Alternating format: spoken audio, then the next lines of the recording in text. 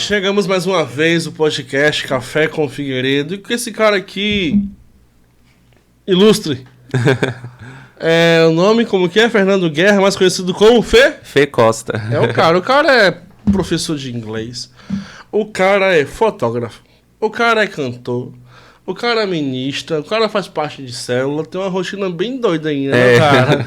Correria. Fernando, se apresenta pra gente, mano. Fala de você aí. E aí, gente, tudo bem? Meu nome é Fernando, também conhecido como Fê Costa. É um nome que meus amigos me chamavam, né, no ensino médio. Pegou. E aí eu adotei pro Instagram e deixei também pra, assim, de carreira mesmo, né? A gente vive num tempo onde que a assinatura do nome artístico tem mais, parece, é mais fácil de encontrar, né? Sim, tem muito impacto, né? Isso, causa impacto, Sim. isso aí. E da identidade também, Isso. que eu acho que é muito importante. Uhum. E aí, tanto na fotografia quanto na música, eu adotei, né, Fê Costa. Pegou. Como você falou, eu sou fotógrafo, né? Sim. Trabalhei muito tempo como professor de inglês. Fala fluente o menino em inglês, falo tá? fluente, eu tento, né? Ele é bom. Componho muito inglês também.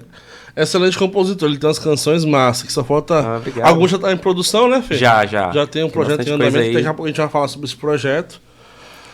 E professor de inglês... Sim. Eu estudei muito tempo numa escola de inglês, né? Uhum. E aí eu fui convidado para dar aula lá e foi uma experiência muito bacana. Eu acho que, assim, me ajudou a me desenvolver bastante. Massa. E ajudou... Eu acredito que tudo que a gente passa, assim, ajuda a gente pro nosso propósito principal, né? Sim. Então, assim, tá nessa área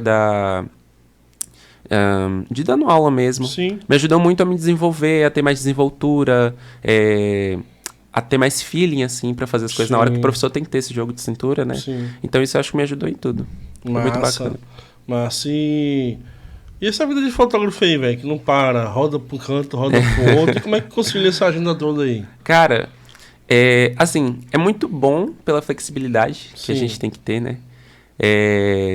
Então você pode montar seu horário, né? Consome bastante tempo, porque eu acho que tanto fotógrafo como filmmaker, quem trabalha como autônomo nessas questões de produção, né, artística, eu acho que a parte mais difícil é a questão do pós, que eu acho que você também tem que ter, né? Sim. Quando você grava um podcast, depois tem que ver se for fazer algum corte, fazer alguma coisa, edição. É porque quando o episódio chega para você, chega ali, você só vai sentar e assistir, mas os bastidores, e não vê corre, não vê close, né? Exatamente. É puxado. E aí na fotografia também tem muito disso, né? Então, às vezes você pega um evento lá, casamento mesmo. A gente começa com o making-off da noiva por volta de 1h, meio-dia, e a gente acaba só quando a cerimônia e a recepção acabam, né? Por volta de meia-noite. Sempre vira, né, cara, pro outro dia. Assim, meia-noite, 1h, quando não tem festa, assim, aquelas festas mais badaladas, né? Então, assim, aí você tem um trabalho aí de 8 horas, né? Fotografando ali no trampo, e depois quando você chega, você tem que editar, né? Sim. E então, às vezes, tipo assim, vira a noite editando, e a correria é mais essa, assim, também. Mas é muito bom, assim, a autonomia, eu dou graças a Deus também por esse trabalho, porque se eu quero fazer uma viagem, se eu quero fazer um curso fora, eu posso fazer isso, né? Eu consigo administrar meu tempo, né? Então é uma bênção.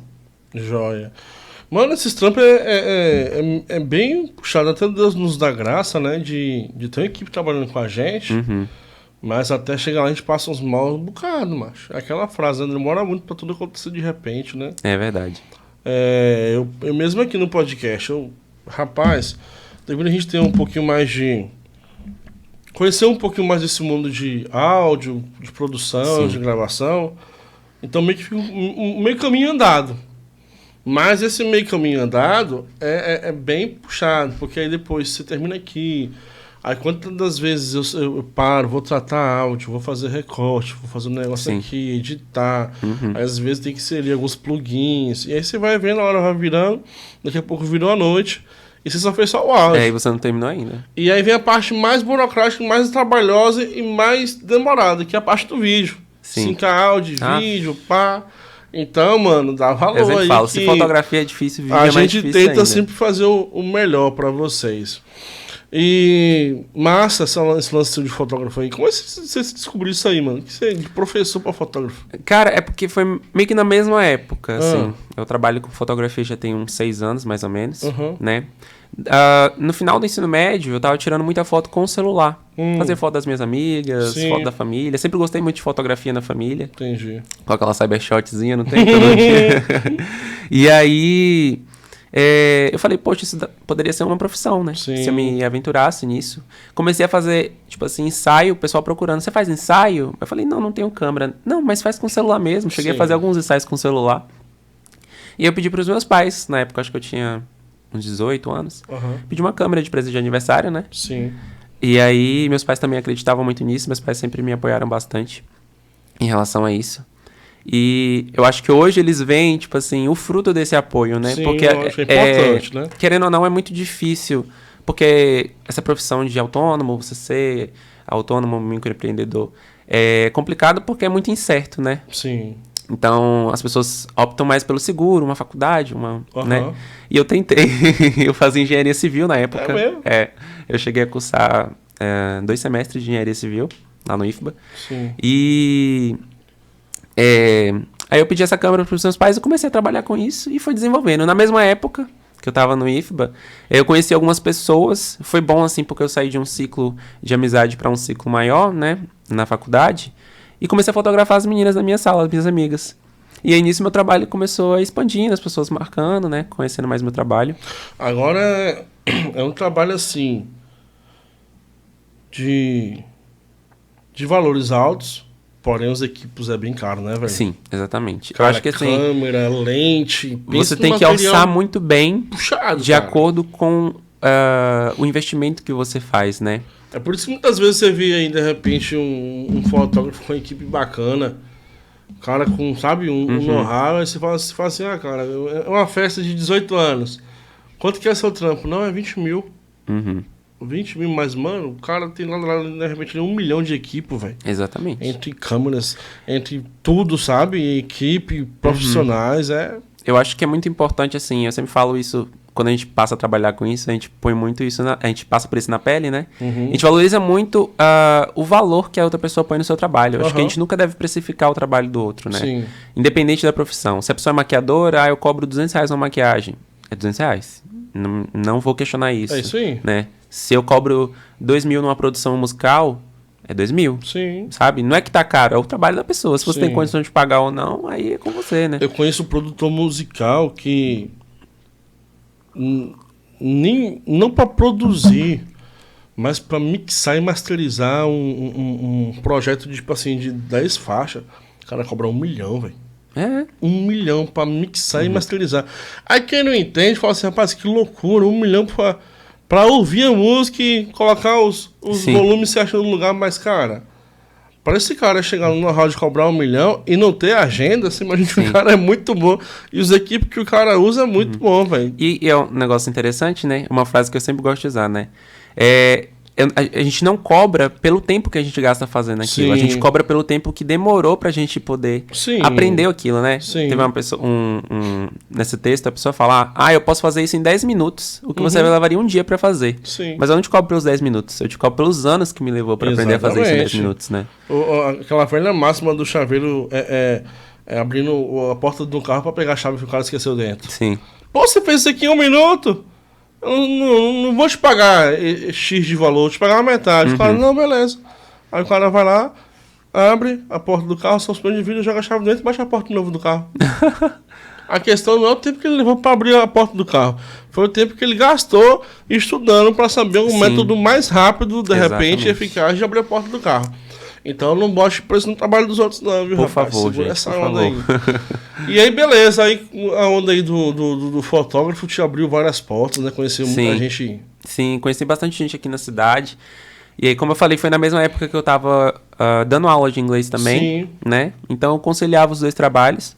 Até que chegou um momento que eu não conseguia mais conciliar porque tava me consumindo muito, né? Sim. Porque ambos exigiam muito desse pós. Sim. Então você precisava preparar a aula, precisava corrigir atividade, né? Precisava ver o assunto e precisava editar a foto. Sim. E fora também, assim, o tempo que eu tinha para as aulas, né, me deixava meio preso em relação a marcar outros horários, etc. Então eu preferia... Quando eu cheguei numa fase, assim, que eu falei, poxa, agora dá pra eu ficar só com fotografia, eu fiquei. Massa. E aí eu conheci bastante gente aqui da cidade bacana e eu acho assim, quando você faz um trabalho bacana E mais do que o trabalho que você entrega, assim, a sua pessoa mesmo, né? É uma pessoa que as pessoas confiam, que Sim. as pessoas depositam mesmo ali a confiança.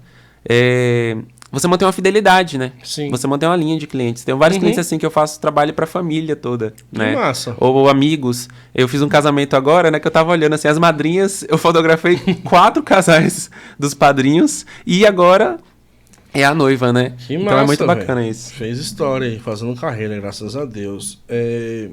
Véi, agora sim, ao meu ver, né? Essa profissão sua de fotógrafo é um caminho, assim, meio perigoso. Não, deixa eu pontuar certinho para vocês não entenderem errado. Não perigoso pela pessoa, mas perigoso pelas portas que podem abrir. Sim. Por que eu tô pontuando isso? Porque o Fernando, ele é menino de Deus, né? Ele caminha com Cristo, é ministro na casa do Senhor. Então, quando às vezes você pega umas festas ou outra badalada, hein? Que aí na festa e chega um oferece um champanhe, chega outro oferece uma taça de vinho, velho. É drink. Puxado, né? Eu acho que sim. Abre muitas portas e você tem que estar muito centrado, né? Pra você não ceder. Mas ao mesmo tempo, acho que vai muito daquilo que você sabe que é sua fraqueza, que é seu limite. Assim, eu nunca fui de beber, apesar da minha família não ser...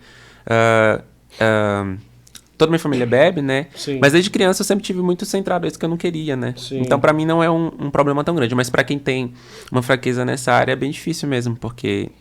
Você vai pra uma festa, muitas vezes você não conhece ninguém naquela festa, ninguém te conhece. Se você fizer ali, ninguém vai saber, né? Sim. É você e Deus, então... E às vezes também, né, não vamos ser hipócritas, né? Às vezes naquela festa ele tá rolando uma bebida que há tempo você não bebe. Tipo, Sim. um Xandão da vida. Tá servindo ali que... Fazer um brinde ali rapidinho, quantos anos o cara não tomou um Xandão? Né? Exatamente.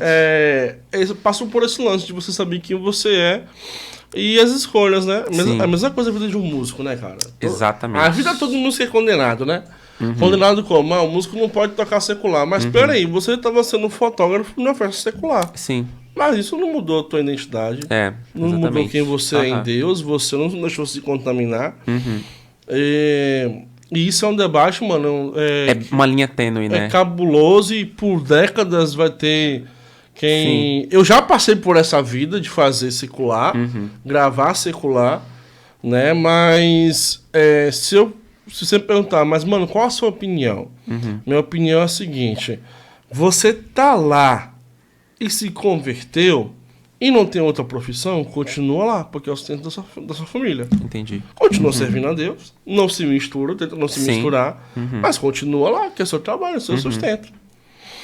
Agora, quando você está dentro da igreja, que você cresce nos preceitos do Senhor, mostrando, todas as coisas me são lícitas, não é proibido, mas te convém, tá? Sim. Olha a diferença.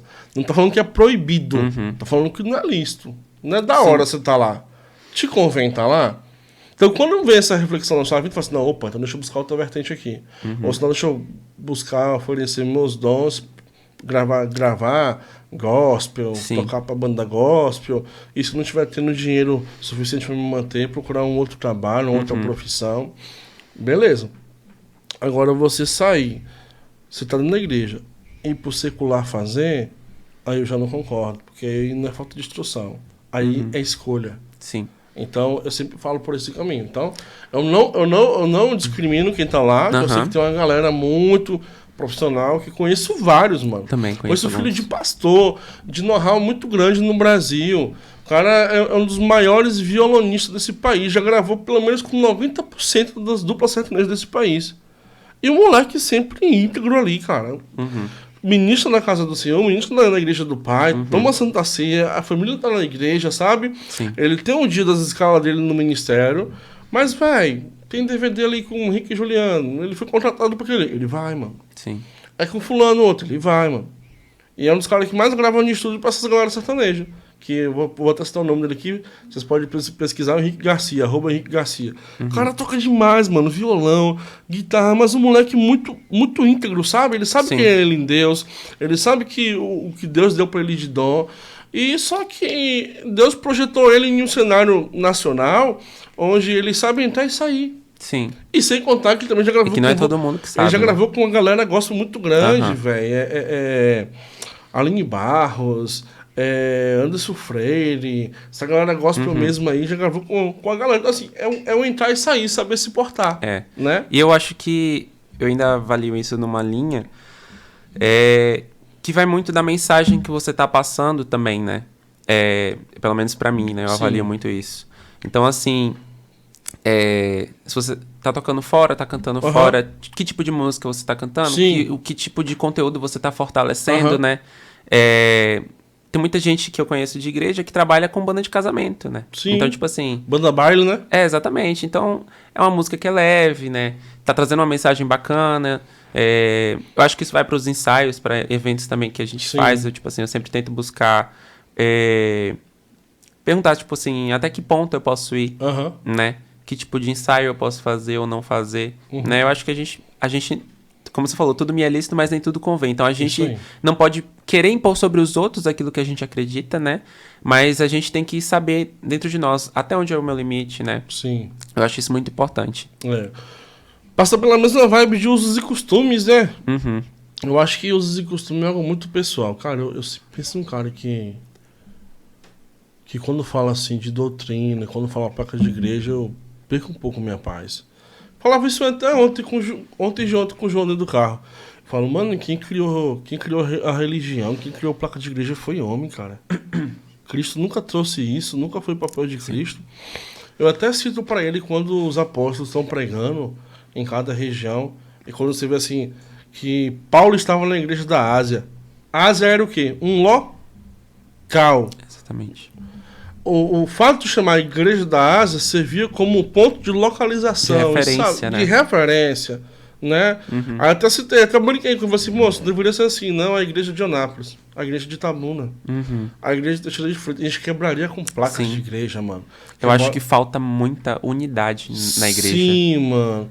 Eu também falei isso com o apóstolo, Ronildo, falei, apóstolo, tomara que esse ajuntamento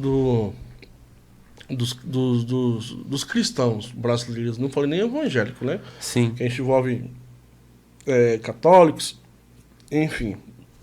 Falei pra ele, tomara que esse ajuntamento, para agora, final de eleição, que já aconteceu, e o Luiz Inácio já foi eleito presidente, não seja só por um momento, não seja só por um crescimento da eleição, e terminou a eleição, todo mundo se dissipa de novo, e é cada um com seu cada qual, não, mano. E a gente tava conversando sobre justamente essa parada aí, que tipo, o desejo do nosso coração de vários ajuntamentos virarem unicamente um. Sim. Entende? A gente sabe que envolve muito liderança, envolve muita... visão, né? Muita visão. E aí a gente até compartilhou algo que, assim, vou compartilhar com você aqui. É um pouco polêmico, mas é a verdade, infelizmente. Isso só vai acontecer quando vários pastores deixar de pensar que igreja é empresa, que ele é patrão e que ovelha é funcionário. Sabe? Sim. Ou seja, usar a igreja em prol dele, usar as ovelhas em prol dele e não pensar num bem comum, um ajuntamento só, uma união só, um só povo, um só Deus. Não é isso? Exatamente. Então, a gente, o lance dos usos e costumes foi por muito tempo muito batido. Eu lembro que eu era pequeno, Fê, e eu lembro que havia exclusão de membros de igreja, cara. Cara, se você exclui um membro da igreja, você tá mandando diretamente o cara pro inferno. Sim. E quantos não pereceram, morreram por não ter uma segunda chance de voltar? Sim. Né? Eu acho isso muito pesado. Sim, eu acho que essa morte espiritual, né? É o poder de decisão de um líder excluir uma pessoa, cara. Cara, eu acho que nem Deus, cara, exclui ninguém. Todo mundo é passivo de arrependimento, né? Todo mundo tá passivo aí, pô, um ladrão, um cara se arrependeu na cruz e foi salvo, sabe? Então, essa vibe de usos e costumes, doutrina, desculpa, pra mim é pra fazer o povo de gado, né? Não tô falando que você não tem que congregar, não é isso, não entendo. Uma coisa, outra coisa. Mas trazer doutrina em prol de si, em prol de líder, fazer igreja empresa, fazer ovelha de funcionário, aí não rola não, mano, não rola não. Eu acho que por isso que, tipo, a Bíblia fala, né, que o povo perece por falta de conhecimento. Então a gente vê várias igrejas que se apoiam muito nos líderes, Sim. né, igrejas grandes, né, que tem várias congregações, e as pessoas colocam sua fé, depositam sua fé em um homem, né, seguem à risca tudo que aquele homem fala, e quando aquele homem cai, tipo assim, a pessoa fica sem chão, a igreja se dissipa, né, porque a fé não estava necessariamente em Deus, Verdade, né. mano. Então quando você busca ter o conhecimento, né, acho que acima de tudo, você buscar em Deus a verdade daquilo, né? É você ter respeito também, né? Sim. Porque acho que a partir do momento que você congrega em uma igreja, você tem que respeitar a visão da igreja, Sim. né? Mas tem a noção daquilo que você está congregando e daquilo que você está recebendo, né? Sim, mano. Exatamente. Acho que a gente tem que ter essa visão. Desculpa te cortar. Não, pode falar. A questão da unidade, que eu acho que você falou. Sim, mano. Né? Dentro do que você falou aí sobre liderança, tem algo muito forte também que eu não concordo. E eu vou explicar pra vocês porque eu não concordo. Eu acho que o erro do líder, o erro do liderado começa quando ele começa a não dar mais certo, quando eles confundem as coisas. E o erro tá nos dois lados, é uma via de mão dupla. Qual? Mano, quando a ovelha começa a chamar o líder de pai e o líder começa a chamar a ovelha de filho, mano, deu ruim ali. Aí você fala, por quê, velho? Que veja só, qual é o papel do líder? Aconselhar, direcionar, exortar, amar, orar, cuidar, certo? Sim. Só que, muitas das vezes, isso tudo que é colocado em prol da ovelha, a ovelha confunde o líder como pai. E aí agora começa a passar a colocar sob responsabilidade do líder decisões que são suas. Entendi. Tipo, fulano, amei um carro aqui, cara. Minha esposa gostou, a família toda gostou. Cabe no meu orçamento. Dá pra eu pagar. Não vai me enforcar. É o carro que a família sempre sonhou. É o carro que eu sempre pedi a Deus. E aí, o que você acha? Eu compro? Entendi. Aí, eu não sei como é que tá o coração do líder do outro lado.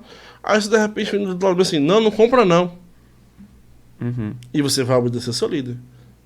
Só que ali te matou por dentro. Entendi. Porque você teve uma confusão emocional, você botou uma responsabilidade sobre os ombros do líder que não era dele e sua.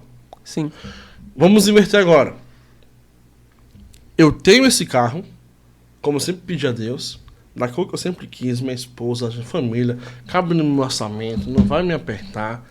Comprei o carro, fui pro culto de domingo à noite. Antes do culto, chamei o pastor, meu líder. Pastor, comprei o meu carro. Olha só, vamos morar aqui comigo? E a primeira pergunta que o pastor faz é o seguinte: você comprou sem me perguntar? Você nem me perguntou? Ou seja, mas o pastor não é para tomar a autonomia da sua vida. Sim. Ele é para te direcionar, é para te mostrar o caminho. Ou seja, em vez de celebrar com a ovelha que conquistou, prefere indagar porque não perguntou para ele. Sim. Aí ele toma para ele um papel de pai que não é dele.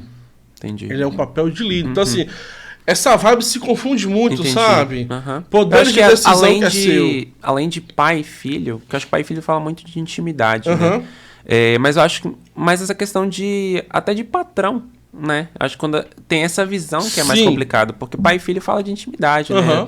Eu acho bacana dependendo do nível, né, essa relação. Agora, essa questão de você achar que deve tudo, né, àquela pessoa, e que, tipo assim, como você falou, decisões que às vezes não entra nem numa questão religiosa, né? Não, é sua do seu dia a dia. Porque uma coisa é um conselho enquanto amigo, né? Poxa, como você falou. Mas aí você tem respaldo, né? Porque você não vai ficar apertado se você comprar aquilo. Não vai ser algo responsável. É algo que a sua família sempre quis. Então, por que não fazer? Por que não fazer? Né? Eu acho que é isso que entra essa questão como eu falei, de pessoas que seguem cegamente, né? Lideranças em determinadas igrejas. E, como você falou, passam a pôr eles em um papel que não é deles. Exatamente. Né? É complicado quando entra Infelizmente, isso é tão natural nos dias de hoje, no cotidiano. Cara, o que tem de hoje a galera cega que acha dessa forma, que em Deus é líder. Mano, o líder é pra te direcionar, cara. Tipo, pra te mostrar o caminho, te ajudar. E é importante lembrar que o líder é humano também, né? Cristo, velho. Cristo foi o maior direcionador na Terra. E eu acho que quando você... É um versículo muito bonito, né? Que quando Jesus fala que quando nós estamos nele, tudo que nós pedimos vai nos ser dado. Por quê? Quando a gente está nele, tudo que a gente vai querer vai ser direcionado por ele, né? É isso aí. Então, se a gente tem essa consciência da nossa identidade, que a gente está firmado em Deus, se aquele desejo está no meu coração, é porque Deus permitiu, né? Sim. Se não fere a Deus, se não fere meus princípios, se não vai contra o que eu acredito e se não vai me fazer nenhum mal, né? Como você falou, tipo, não vai me deixar endividado, né? Não vai causar um problema para minha família. Então, por que não, né? Se eu vendo que Deus está me direcionando. Então, a gente acho que tem que ter essa consciência de independência nesse aspecto, né? E pegando do gancho de ministério, casa, igreja, Fernando ministra na casa do Senhor. Ministra e tem aí um projeto muito massa, carreira solo. Já teve um projeto com dias atrás que era dupla, né, Fernando? Conta um pouquinho pra gente essa transição aí, como é que foi, até você chegar à sua carreira solo hoje. Então, eu sempre gostei muito de música, né? Mesmo antes de entrar na igreja, assim, sempre foi uma paixão. Sempre gostei de cantar, sempre gostei de compor. Eu lembro pequenininho compondo música, assim, criança, mas compondo, né? Sim. E eu tenho até guardado, assim. E eu nunca exerci isso como forma de ministério quando eu era mais novo. Sim. Né? Não tinha um espaço tão grande assim na igreja que eu congregava. E aí, quando eu saí dela e fui pra Luterana, né? Que era a igreja que eu era antes da Betel. Sim. Surgiu essa oportunidade de eu ter esse espaço, né? O pastor me incentivou bastante lá. Tinha essa necessidade, né? E aí eu comecei a exercer isso e eu fui me apaixonando por isso. Massa. Né? E foi muito bacana. Até que na Betel agora, eu consegui, acho que me desprender bastante e mais do que somente cantar, né? Liderar e ser um adorador. Sim. Né? A gente foi na Fornalha Worship School, lá em São Paulo, na Dunamis Farm, que é uma escola de adoração da Dunamis.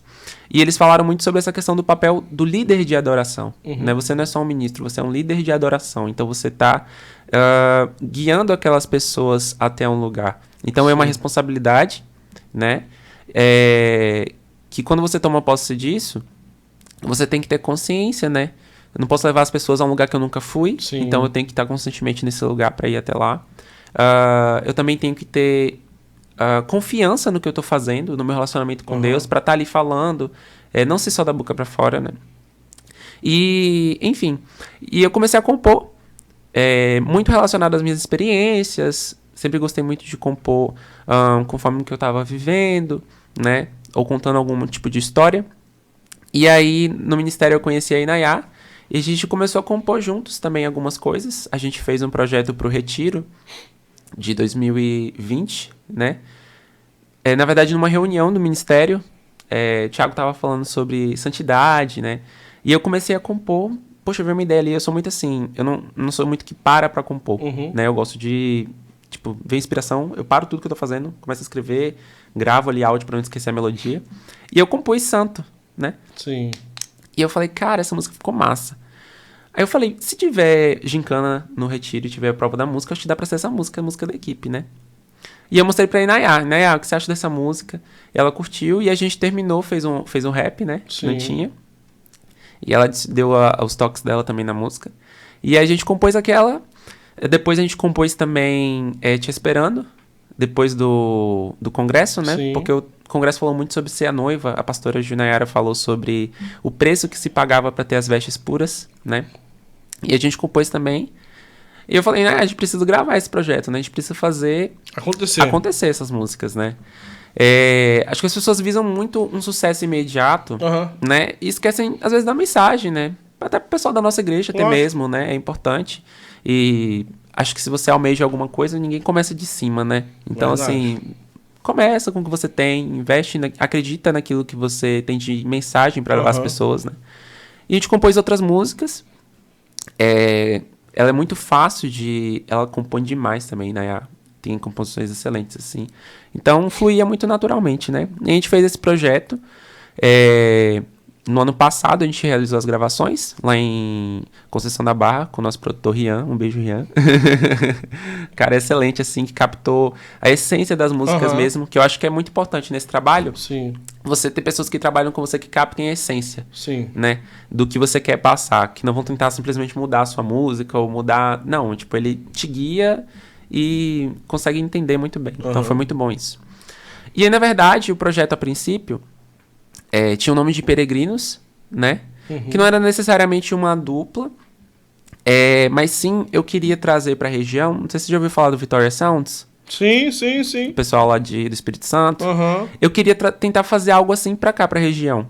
Eu ainda tenho essa vontade de ter um projeto que é comunitário, que as pessoas de outras igrejas possam participar também. Sim, importantíssimo. Talvez fazer um projeto, pegar alguns ministros de outras igrejas e gravar um projeto todo mundo. Sim. Tipo um EP, umas 6 músicas, pra tipo, trazer esse senso de unidade que eu acho que faz muita falta, né, aqui na região. Então acho que esse foi o intuito inicial. E aí acabou que... aí né, ela não quis dar continuidade em algumas coisas com outros propósitos que ela estava tendo, né? E eu falei, não, beleza, então eu lanço as músicas como feat mesmo, né? Sim. E depois eu sigo com o meu projeto solo. E agora eu tô fazendo a gravação do projeto solo. Que bem. Já gravei 2 músicas, vou gravar acho que mais umas 2, né? Porque esse processo de gravação é bem lento, né? Grava pré, e aí manda pra gente aprovar, depois grava os instrumentos, depois põe voz. Agora eu tô colocando a voz aqui no estúdio do Vaguinho, né? E mando pro Rian e ele trata isso, e ele trata lá o áudio. Mas tá sendo um processo bacana. Eu vou gravar, inclusive, uma música com o Pastor Thiago. É uma música do Ministério, Tudo Para Mim. Sim, sim. Eu pedi pro apóstolo ir pra ele pra poder realizar a gravação. E eles deixaram, aí eu convidei ele pra participar também. E aí, tá bem bacana o projeto, assim. Eu acho que é algo que custa muito, né? Você tem que investir. Eu acho que também fazer de qualquer jeito, fazer de qualquer jeito também não rola. Não rola, assim. Eu sou uma pessoa que eu gosto de fazer as coisas, eu gosto de fazer bem feito. Se é pra fazer acontecer, que seja bem feito, né? Sim. Então, assim, por mais que demore um pouquinho, mas vai dar bom, com fé em Deus, assim. Esse ano a gente conseguiu realizar 4 lançamentos de músicas, que é um número bom, assim, né? Sim. Pra um ano. E ano que vem acho que vai ter essa média também, né? De 4 músicas. Imenso. Isso aí, mano. Toca o projeto. E... Faz acontecer em nome de Jesus. Aí, tirando isso tudo para mim, essas composições do projeto novo, eu gosto muito de compor, obviamente, à luz da Bíblia, contando histórias dos personagens e tentando trazer isso para histórias reais, sabe? Aí teve a música que já tá pronta, que eu acho que eu te mostrei. Sim, mostrou. Que é baseada em Pedro, né? Que massa, velho. E ao mesmo tempo de Pedro, fazendo uma alusão, tipo, a nós, né? Uma situação que a gente esteja passando. Eu compus uma que foi depois do musical, baseado na história da mulher do fluxo de sangue. Sim. Que mais do que um toque no sentido de cura física, ela precisava de uma cura na identidade. E quantas vezes a gente precisa de uma cura da identidade, né? Da gente não se sentir visto pelas pessoas, que era o que ela passava. Sim. Da gente estar em uma multidão e as pessoas não enxergarem a gente. E por tanto tempo você passar por um problema e você mesmo não saber mais quem você é. Porque você ficou muito tempo definido pelo que você estava passando. E não pelo que você de fato é. Forte. Então, na música eu falo isso. Basta um toque e eu sou reanimado. Basta um toque para que eu seja de fato feito novo. Se eu me esquecer, eu me encontrarei em ti. Então, se eu me esquecer de quem eu sou, se eu me esquecer da minha identidade por causa de tudo que eu estou passando, eu me encontro novamente nele, né? E somente um toque dele é suficiente para me trazer de volta a isso. Caramba, que forte. Poesia, hein? Poesia. Mano, você como cantor, você, no longo da sua caminhada, você se inspirou em alguém? Como cantor, como artista? Musicalmente falando, eu gosto muito... Eu sou muito eclético em relação à música, né? Apesar de eu só consumir música gospel, cristã, por mais que as pessoas pensem que é algo muito nichado, é algo muito variado, né? Existem vários estilos, vários tipos de composição, várias vertentes, principalmente do pessoal americano, que eu escuto muito, né? Então, gosto muito de bandas como For King and Country, que é mais pop. Gosto muito de Lauren Daigle, que canta You Say. Sim. Né? E gosto muito de Tauren Wells, que a gente conhece bastante, né? Que é popzão, clássico. E em relação a músicas de adoração, Hillsong, Maverick City. Brasileiro, eu gosto muito. Tem várias pessoas que eu gosto bastante, mas acho que as minhas preferidas é Daniela Araújo, em questão de composição. Eu acho as composições dela, assim, esplêndidas, profundas, né? Eu lembro que eu escutava muito quando eu passava por alguns problemas. Eu falava, cara, o que essa menina passa pra ela compor algo assim tão profundo, né? E depois, tipo assim, vieram à tona alguns problemas que ela teve, etc. Sim, mas graças a Deus ela conseguiu passar por isso. E além dela, os Arrais, eu gosto muito também em termos de composição. Eu gosto muito, assim, acho que a gente não pode julgar a composição dos outros, né? Porque cada uma vem de um lugar de intimidade. Momentos diferentes. Momentos diferentes. Mas eu acho que às vezes a gente se prende tanto a linha de produção que a gente deixa de compor algo natural, a gente deixa de compor algo que talvez Deus esteja gerando no seu coração. Lá a Luma falou muito disso, né? A Luma Eupídio, lá no Fornalha. E Deus estava falando muito comigo isso na época, né? De não só compor pensando, tipo... poxa, isso aqui vai ser sucesso. Pensando no mercado. Poxa, isso aqui... Mas Deus, se eu compor dessa forma que talvez as pessoas não escutem. Mas, tipo assim, não é sobre as pessoas escutarem, né? Mas é sobre quem vai receber a mensagem, de fato. E aí eu lembro que na pregação dela, ela falou... Tipo, Deus tá falando aqui com você, que, tipo, gosta de compor com palavras difíceis. Que gosta de compor letras grandes. Aí eu recebo. Porque eu gosto muito de... Às vezes contar uma história numa música, né? Sim. A Vulnerável, que é o primeiro single que eu lancei, é muito meu estilo de composição geral. Eu gosto de contar história. Entendi. Né? Com início, meio e fim. E quando você tem uma história com início, meio e fim, fica grande a música, né? Mas é muito interessante quando você tem isso. Os Arrais fazem muito isso, né? Porque não é somente você seguir a estrutura de estrofe, refrão, estrofe, ponte, refrão, né? Sim. E eu acho importante trazer isso. Se você tem algo, se você... crê naquilo que Deus te deu, né? Questão de identidade, novamente. Então, abrace isso, né? Abrace a mensagem que Deus te entregou, independente se aquilo é mainstream ou não, né?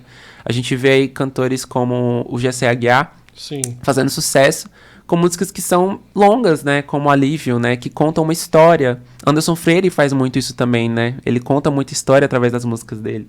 Então, assim, não tenha medo de escrever sobre aquilo que Deus está te falando, da forma que ele tá te dizendo também. Não se apegue, tipo, ao que é moda ou ao que você acha que vai dar certo, porque o que dá certo é o que Deus quer, né? Na verdade, a gente tem que estar se enquadrando no mercado, né, mano? Sim. Infelizmente, aí, você pode até montar um projeto top, pode até fazer tudo muito... Nos trinks, né? Tudo.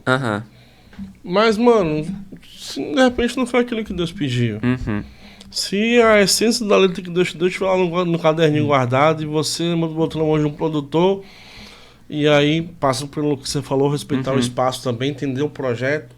Aí o produtor chega aqui e fala assim, não, se a gente puder essa frase aqui, bota essa frase aqui, fica melhor o casamento aqui, o vocal aqui. Quando tu vai ouvir o projeto final, musicalmente ficou... bala. Nossa! Vai vender, velho. Sim. Vai vender. Mas fugiu do que Deus te deu, né? E é o que o Brunão Morada tá falando no podcast, que foi muito interessante. Durante a pandemia, que eles engavetaram o álbum que eles tinham gravado. Porque, tipo assim, eles perceberam que a motivação que eles estavam fazendo não era certa. Sim. Tipo assim, na época os streams estavam caindo por conta da pandemia, muita coisa acontecendo, e aí, tipo assim, a gente precisa compor, a gravadora pedindo, vocês precisam fazer um álbum novo. E eles fizeram um álbum e ele falou, cara, mas por que a gente tá fazendo isso? A gente tá fazendo isso só pra ter um retorno? Sim. Um retorno financeiro, um retorno... Tudo bem que é a nossa profissão, mas, poxa, a gente não crê na mensagem que Deus nos deu. Sim. E aí depois veio Tudo Sobre Você. Eles engavetaram aquele álbum, fizeram composições novas, fizeram tudo novo, baseado naquilo que Deus estava dando. Né? Tá vendo aí? E aí você vê o poder disso, né? O poder do impacto de uma mensagem, não só...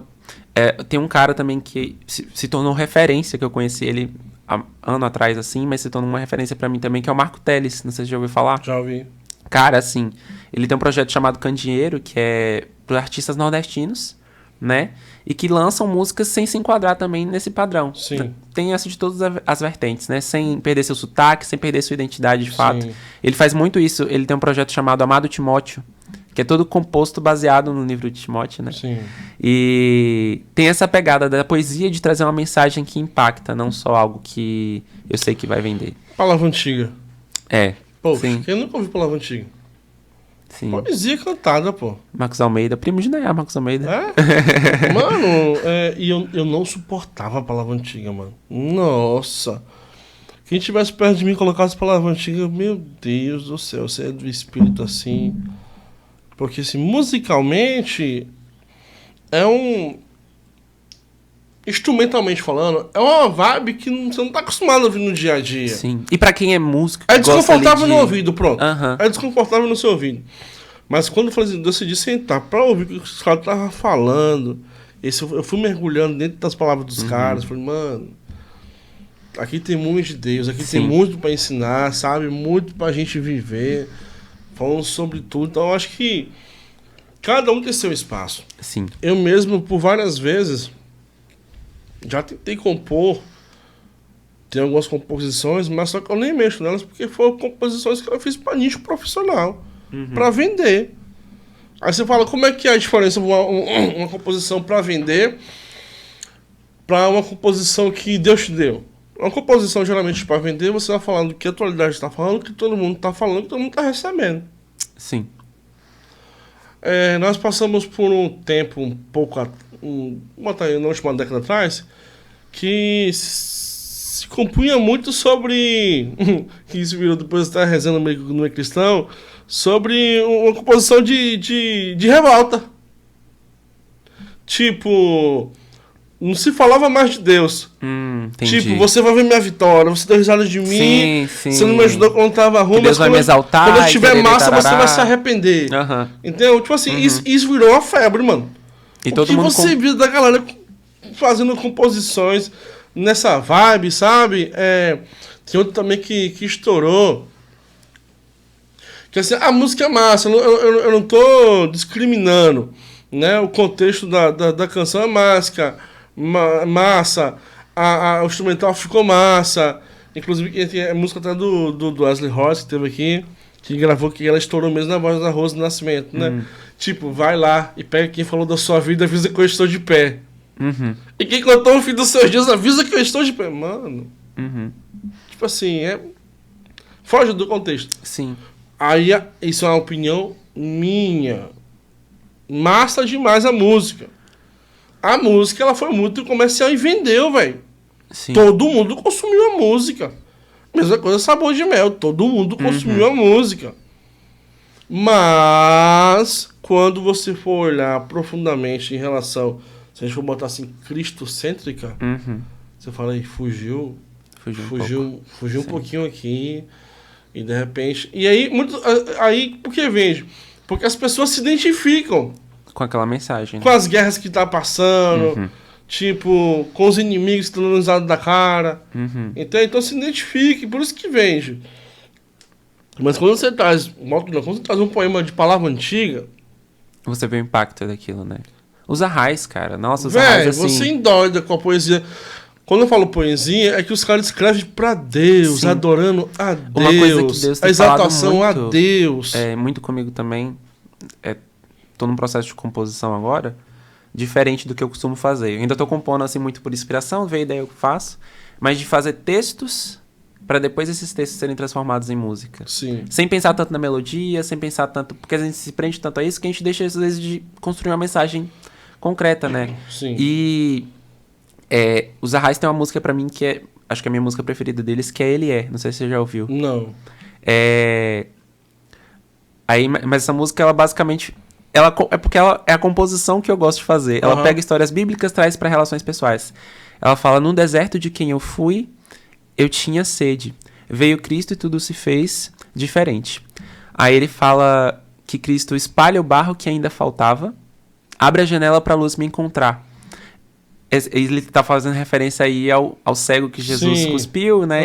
E colocou... o barro ali no olho dele. Então, tipo assim, quando eu ouvi aquilo, espalha o barro que ainda faltava. Como se assim, como a gente é barro, né? Jesus estava naquele momento mais do que curando ele, fazendo um ato profético de aquilo que faltava nele, ele estava sendo entregado.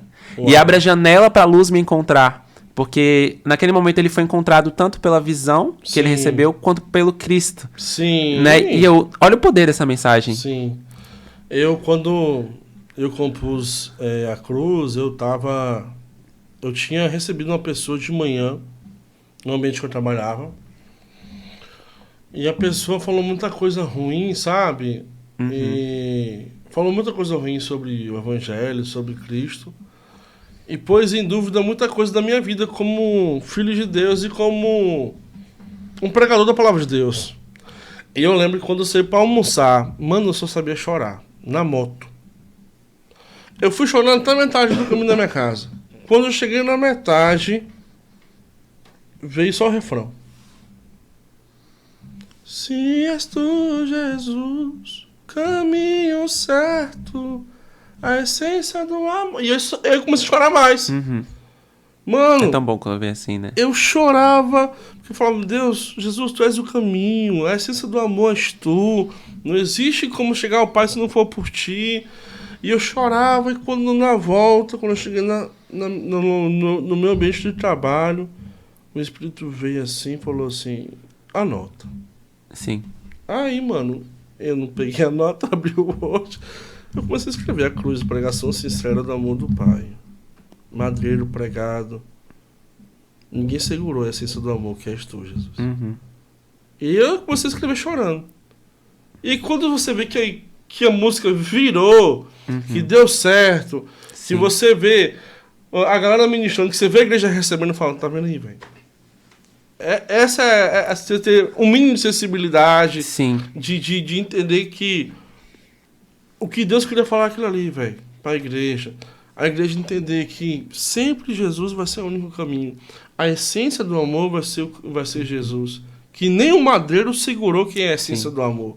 Entende? Então, eu amo o poder da composição, assim, dela pegar uma essência e pegar uma identidade e conseguir reproduzir aquilo, né? Sim, O que sim.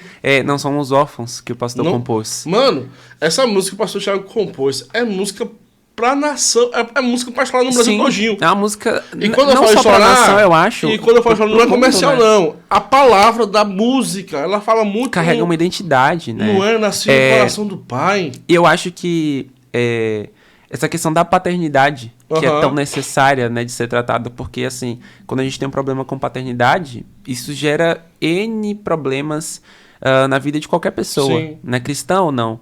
E todo mundo tem essa necessidade de ter Deus como pai e de reconhecer isso. Então, quando você faz uma declaração como essa, que nós não somos órfãos, né? E um refrão fácil, né? Sim. Não somos órfãos, temos um pai, Adonai, Deus de Israel. Olha que declaração. Não sei o ambiente que você está agora assistindo esse podcast, não sei o que está passando pela sua vida, mas toma essa declaração para você e fala bem assim, ó, nós não somos órfãos, nós temos um Pai, Adonai, Deus de Israel. Amém. Entende? Então casou muito com esse tempo que nós estamos vivendo, sabe? Diretrizes diferentes, guerra política, guerra mundial... né? E você olha para um canto, de repente olha para o outro e se sente desamparado. Não, mano, você tem um pai. Exatamente. Você tem um pai. Deus é seu pai, ele continua sendo seu pai, ele continua sendo o centro da sua vida. Você não está desamparado. O seu pai é o Deus de Israel.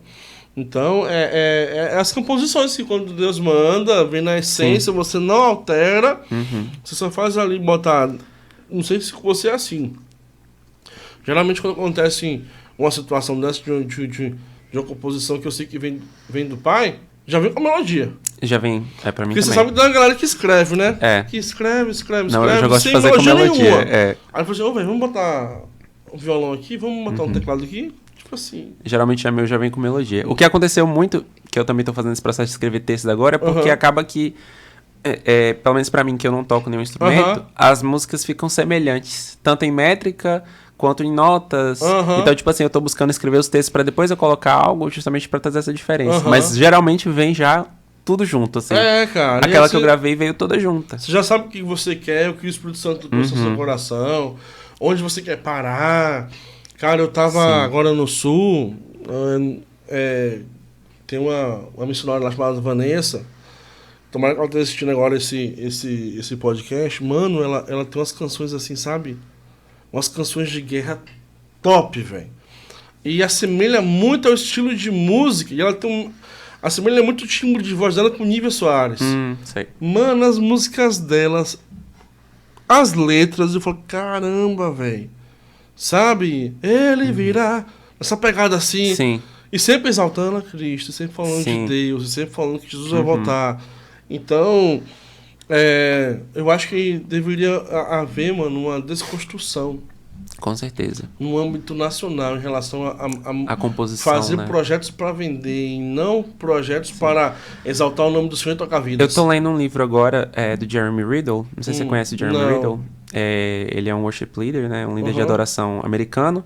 Ele que canta Rei do Meu Coração. E ele é referência, assim, na adoração no cenário americano. E ele fez um livro chamado The Reset, né? Tipo, o Reset. Mas aí o título em português ficou De Volta à Essência. Justamente porque ele tava cansado desse palco que se tornou, né, o meio gospel. Sim. E ele, tipo assim, ele saiu de um ministério grande, ele fazia parte do ministério da Bethel Church.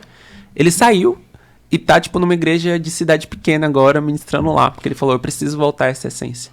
E, assim, você lê o livro, ele a todo momento confrontando até que ponto você tá vivendo sonhos, falando que tá vivendo sonhos de Deus, mas você tá ali pelo seu próprio orgulho, pelo seu próprio gosto, pela fama, né?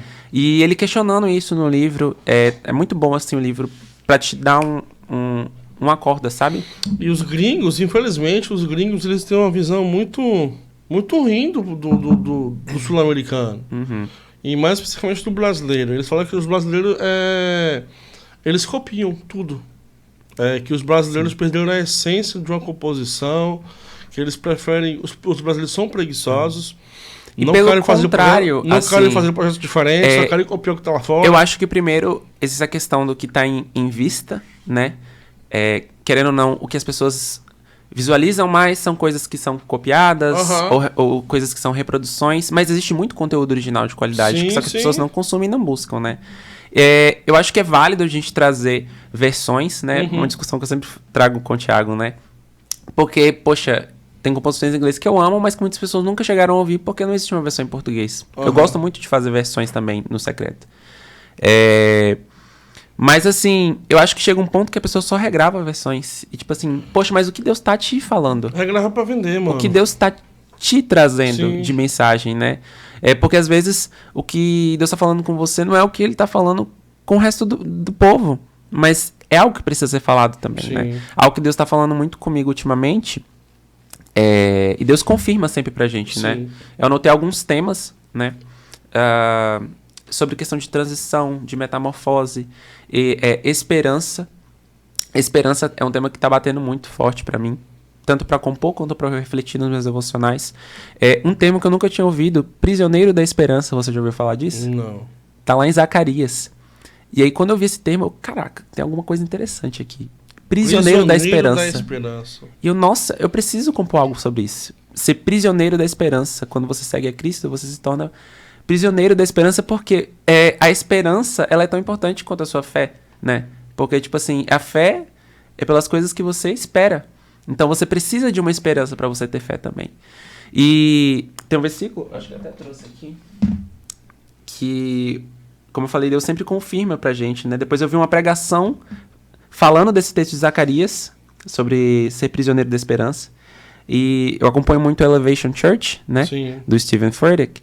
E aí, os 2 últimos sermões dele foram sobre Abraão, lá em Romanos 4, 18 a 20. Abraão, contra toda a esperança, em esperança creu, tornando-se assim pai de muitas nações, como foi dito a seu respeito, assim será a sua descendência. Sem se enfraquecer na fé, reconheceu que o seu corpo já estava sem vitalidade, pois já contava cerca de 100 anos de idade. E que também o ventre de Sara já estava sem vitalidade. Mesmo assim, não duvidou, nem foi incrédulo em relação à promessa de Deus, mas foi fortalecido em sua fé e deu glória a Deus. E ele pregando especificamente sobre o versículo 18. Abraão, contra toda a esperança, ou seja, mesmo não tendo motivos para ter esperança, em esperança ele creu. E então ele se tornou. Sim. Então, ele não se tornou porque ele trabalhou para isso, ele se tornou porque ele creu. Aleluia. E como você crê através da esperança. Então Deus tem falado muito comigo a respeito da esperança, né? A respeito de você manter a esperança, de você cultivar isso. Sim. E de, como o versículo em Zacarias diz, você ser um prisioneiro da esperança. Sim, sim. Não no sentido de que você é cativo, mas no sentido de que você depende dela, sua fé está ligada a ela. Sim, Posso ler aqui o textinho que eu tinha escrito sobre o Prisioneiro da Esperança? Pode falar. Que não é uma composição ainda, mas que foi o que eu tava falando. Deixa eu ver onde é que tá. Achei. Tá em Zacarias 9:12, para quem quiser ver, né, sobre o versículo. Né? Sigo sendo apenas um prisioneiro da esperança, daquilo que ele me prometeu, na certeza que muitas vezes é incerta, mas que no fim sempre se prova fiel. Como prisioneiro, me torno refém daquilo que não vejo. Mas espero, sigo crendo. Mesmo cativo, fixo os meus olhos além do que eu estou vendo. Pode até parecer loucura, mas na verdade é a mais pura sabedoria. Para uns talvez seja estupidez, mas para mim é esperança. Isso me lembra, você falou aí como é que o poder da palavra tem isso, né? Você falou aí de Zacarias, me arremeteu Paulo e Silas na prisão. Prisioneiro da esperança. Sim. Porque... Prisioneiros em nome da esperança, né? Porque quando as fortificações se rompem, que as cadeias caem, e que o guarda que estava lá fazendo a vigia vê que todas as portas estão abertas, o cara vai se matar, ia ser o primeiro suicídio ali, né? Na Bíblia, depois do de Judas. Mano, faz essa besteira não, filho. Nós estamos aqui, ninguém fugiu. Tá todo mundo aqui. E após isso, Paulo vai pra casa do cara, o cara se converte, a família toda do cara se converte. Então, prisioneiro que trouxe esperança, mano. Sim, eu acho que a gente pode ir pra várias vertentes, né? Prisioneiro da esperança, o prisioneiro que trouxe esperança. Sim. Prisioneiros em nome da esperança. Em nome da esperança. Né? Que acho que quando a gente olha a vida dos mártires, e até nos dias de hoje, né? Das pessoas que, em países que o evangelho é perseguido, né? As pessoas se tornam prisioneiros em nome de algo, em nome daquilo que elas esperam, que elas creem, né? Então é um tema que Deus está despertando bastante no meu coração. Amém. Bota pra produzir a música. A gente quer ouvir, a gente quer receber de Deus. Mano, que bênção ter você aqui, trazer esse lado de Fernando que muitas vezes as pessoas não têm acesso, não tinham acesso a esse projeto seu, né? De carreira solo. E é isso, mano. Se mantém firme em Deus, continuar nessa essência aí que você tá fazendo, compondo, tendo a certeza do que Deus está entregando pra você, não compor por compor pra vender, né? Porque isso não é o propósito, não. E que de fato, você pode, dentro do que você tá sendo entregue nas tuas mãos aí, que Deus bote a mão, você alcance inúmeras vidas aí. Amém, em nome de Jesus. Seja algo muito poderoso, algo muito incrível, sabe? Nossa geração precisa dessas paradas, macho. Amém. Não é só o tocar a música das outras pessoas, é o compor e tocar as canções da igreja, nosso ministério mesmo. Tem tantas canções, tem tantos compositores, tem tantos desgravados, e agora nós estamos fazendo aqui, voltando a essência. Sim. Que é trazendo de novas canções do próprio ministério, que a igreja já conhece, a igreja ama, que a igreja que até o projeto consome. Surgiu disso, né? A Santo e a Te Esperando foram compostas baseadas no que a igreja estava vivendo, né? E quando se trabalha composições da própria igreja, né? Fala muito de identidade novamente. Sim. Né? Poxa, qual é a mensagem que Deus tem trazido para a igreja? Né? Por isso que a gente, no congresso agora, teve Equibalo. Sim. Não sei se... Você estava no congresso agora? Vim. E Equibalo veio da necessidade de ter uma música tema para o congresso que fosse nossa. Que fosse baseada naquilo que Deus estava entregando para os pastores e para a igreja, né? Sim. E Equibalo eu acordei com a música. Eu sonhei e acordei com a música quase pronta, assim. Uau. Eu, tô com ideia. Aí gravei áudio, aí mandei pra Inaya, olha isso aqui, tá. Porque eu já tinha falado com o pastor. Pastor, vamos compor algo pra o congresso? Ele, bora.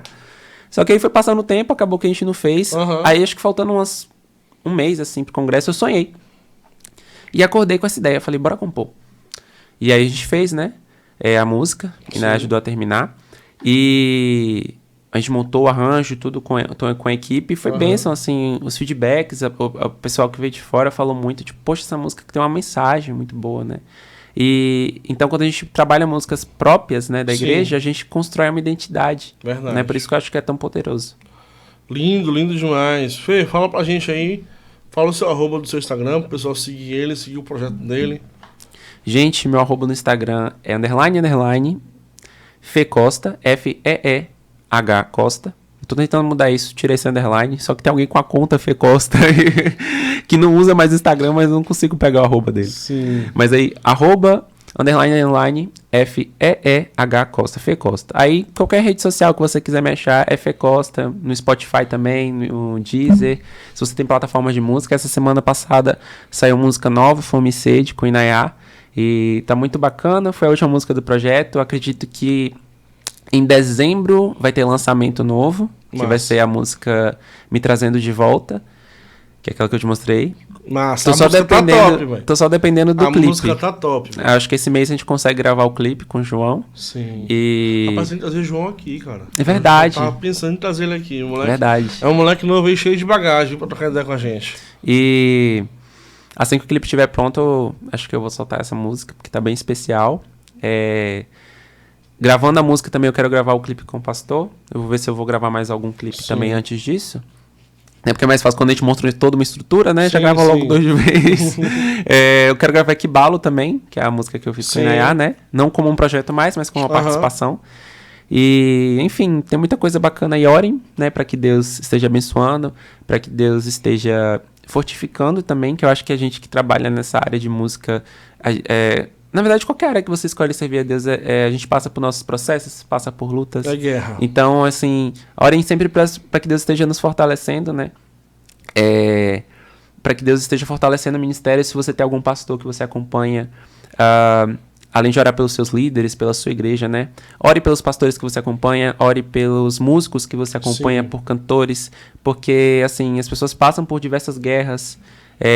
Nesse meio, para quem tá mais no alto, existem muitas bandejas que são oferecidas, né? Sim. Então, que as pessoas têm discernimento para saber o que fazer ou não. E eu acho que uma coisa que é muito importante é que nesse momento a gente ore por unidade, como você falou. Né? No momento que o Brasil tá vivendo, a gente tá com um país que tá dividido, né?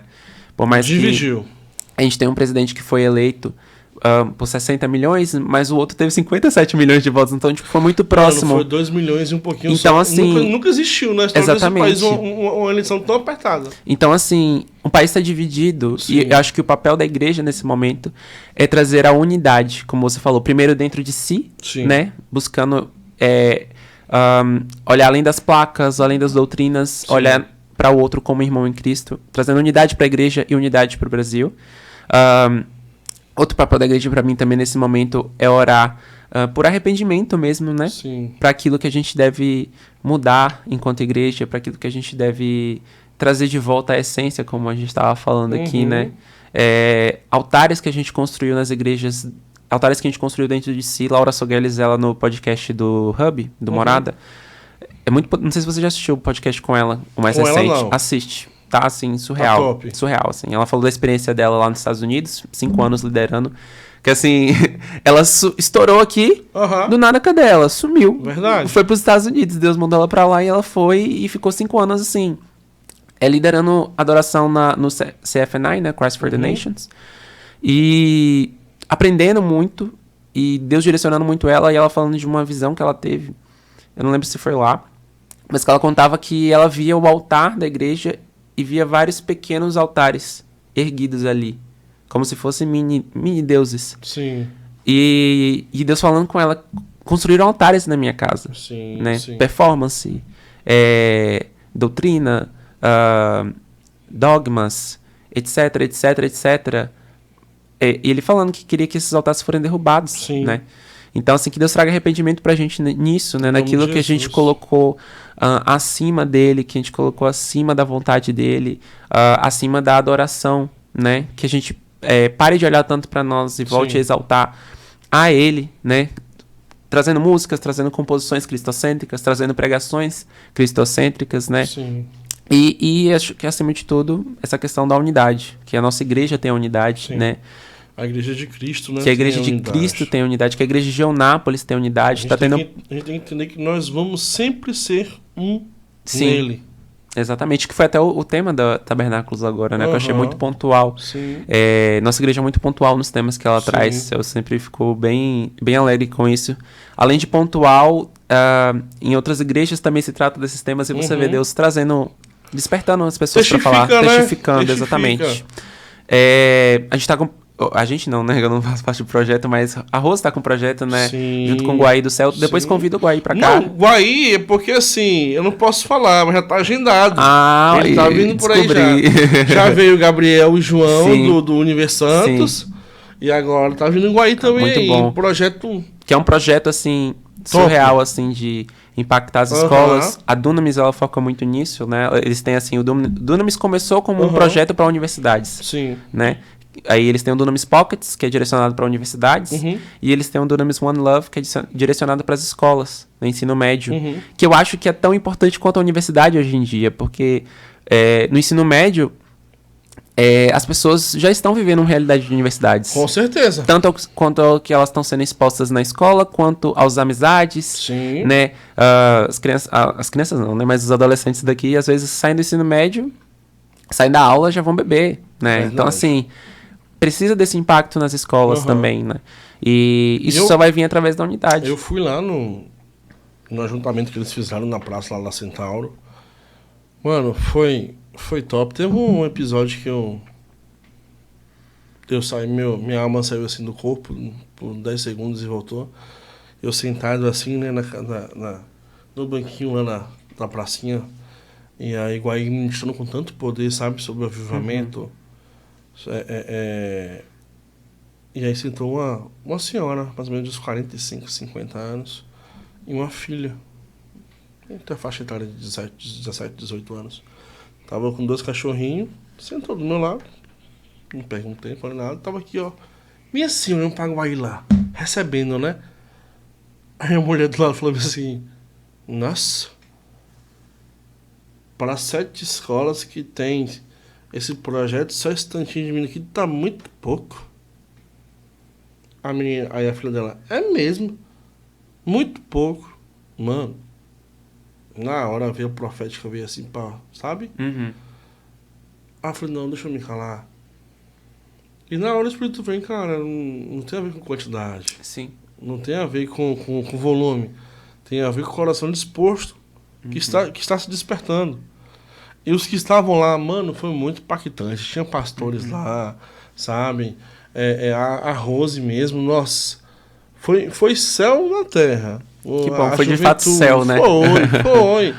E quando a gente vai com esses pensamentos de volume, de quantidade... nada vai pra frente, mano, esquece isso. Sim. Esquece isso. Eu sempre falo que você e Deus é a maioria. Sim. Você não precisa de volume para mostrar que você está bem com Deus. Não, você e Deus é a maioria. E outra, sempre, nas histórias dos avivamentos, sempre partiu de um. Sim. E, cara, é isso. Nunca duvide do seu impacto. Eu fui muito impactado quando eu tava lendo... Já viu Uma Vida com Propósitos? Já ouvi. No livro, acho que num dos últimos capítulos do livro, se eu não me engano, é Uma Vida com Propósitos que ele fala isso. Mas que é um dos livros, assim, mais vendidos de teor cristão, milhares de cópias. E ele conta a história do pai dele, que o pai dele estava falecendo, estava nos últimos dias, assim. E quando ele ia visitar o pai dele falava: eu preciso salvar mais um. Eu preciso salvar mais um, eu preciso contar para mais um. Mas ele: pai, você tá doente? Não, mas eu preciso. E aí, antes de falecer, ele falou pro filho: por favor, salve mais um. Sim. E o filho foi que fez um dos livros que é o mais vendido, assim, de teor cristão. E milhares de pessoas foram alcançadas. Então, talvez ele não conseguiu alcançar um número tão expressivo de pessoas, mas o filho dele conseguiu. Glória a Deus. Então, assim, eu acho que primeiro é sobre legado, né? Você deixar um legado. E também sobre ter a noção de que seu impacto talvez às vezes não seja tão grande, mas você pode gerar um impacto maior através de outra pessoa. Amém. Quando você tem consciência disso, tudo muda porque você não está mais focado em você e nos seus números. Sim. Né? Porque às vezes a gente se apega tanto. Não, Deus vai fazer e eu quero que Ele faça através de mim. Sim. Eu quero que as nações sejam convertidas através de mim. Se for através de você, amém. Que foi Deus que te escolheu. Se não for, tá tudo Mas se certo. não for também, e aí? Você vai fazer o quê? Né? Qual vai ser seu impacto? Talvez o seu papel não seja estar lá ministrando, mas talvez você foi a pessoa que inspirou alguém que vai estar lá. né? Exatamente. Ou talvez você inspirou uma pessoa, que inspirou outra, que inspirou outra, Que inspirou outra. que inspirou tá chegando outra. em você. Talvez você nunca saiba do seu impacto, mas Aham. quando você tem firmeza na questão da identidade, você sabe que o que você faz não é em vão. É você saber de fato quem você é, mano. Identidade. A gente vai e volta. A gente roda, vai e volta e sempre. morre em identidade. Você tem Todos que os temas da Bíblia. quem você é em Deus. Você não tem que negociar quem você é em Deus. E você tem que se manter firme, filho. Que não vai ser só rosas, Sim. não. Vai E ter eu acho espinhos que também. é muito importante essa questão da identidade, para que a sua identidade ela não esteja baseada no que você faz, mas em quem você é, em quem Deus te chamou para ser. Porque senão você se apega a modelos, você se apega a fórmulas.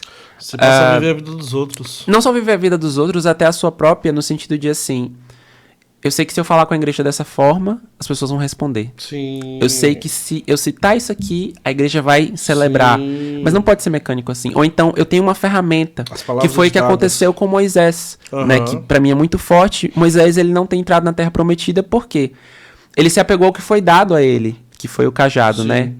E quando a gente volta na história dele, ele tinha dificuldade em falar, ele Exatamente. queria recusar a falar, e Deus pede pra ele, no final da jornada, né? Fale com as rochas, né? Pra que jorrem Sim. água delas.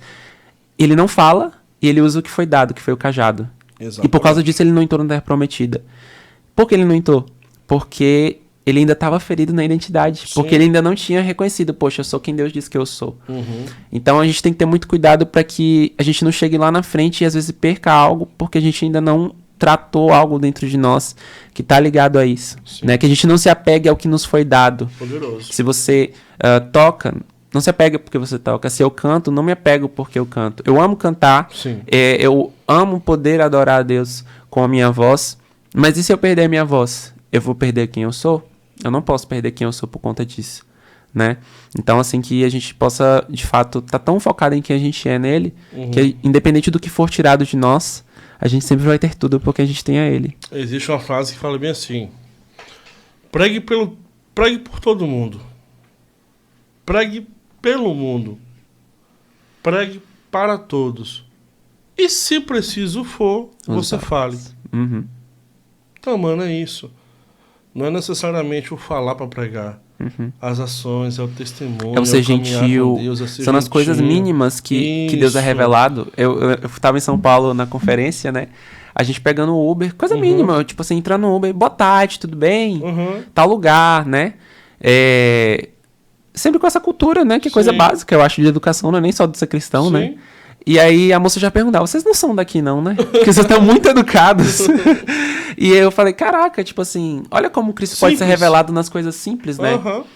Do que a gente fala, do como a gente fala com as pessoas, de como, no meu exemplo, assim, enquanto fotógrafo, eu tô em vários ambientes, como eu me Sim. porto nesses ambientes, porque as Sim. pessoas observam, né? Verdade. Não se eu tô lá julgando as pessoas, o que as pessoas estão fazendo, esses perdidos. Não, mas que eu tô lá, tô interagindo, mas tô na minha. Exatamente. Entendeu? Que tô, Trabalhando. tô respeitando, Sim. né? Estou sendo respeitado também, eu acho que respeito é a chave de tudo. Então, aquela frase que é clichê, mas que é verdade, né? Às vezes você vai ser a única pessoa a única Bíblia que uma pessoa vai ler. Exatamente. Então, assim, tenha cuidado com as suas ações. E algo que eu sempre falo, mano, você pensa que não tá acontecendo, mas tá. Você sempre vai ser observado por alguém ou por uma situação. E mesmo se não tiver ninguém físico te observando, o inferno todo tá. Uhum. Então, é viver Cristo. É ser espelho de Cristo, independente de onde for, como for, com quem for. Viva Cristo. Sim. Viva Cristo. E Cristo vive em nós, em nome de Jesus. Amém. Mano, mais uma vez, obrigado. Obrigado, Obrigado viu, você porque por receber. agora voou, velho. Passou que a gente não viu. E aí, gente, acompanha o projeto do Fê. Viu? Joga Segue aí lá, no gente. Spotify, joga aí no Instagram. Tá com o YouTube também, canal? YouTube também. Joga lá no YouTube. Falar igual o meu candidato. Dá um Google aí. Dá um Google aí pra pesquisa sobre o menino, tá bom? Filho, mais uma vez, eu te abençoe. Obrigado, Amém. obrigado. Quiser voltar de novo, vamos marcar outro momento, vamos desenrolar aí, tem muita coisa pra fazer. Sim. Quero montar depois uns bate-papos aqui com a galera maior. De repente você... Trazer um tema, né? Você, João, Danilo junto aqui, entendeu? Sim. Trazer Danilo. É 10 horas de podcast. Danilo, se eu trazer você e Amanda aqui, eu sei que é 24 horas. Não teve a live do a live de 22? Você e Amanda é 24 horas aqui, Danilo, conversando. Sim. Mas o menino é benção, o casal é benção, viu? Mais uma vez, filho. Obrigado, Deus abençoe. Gente, até a próxima. Continua ligado com a gente, beleza? Valeu!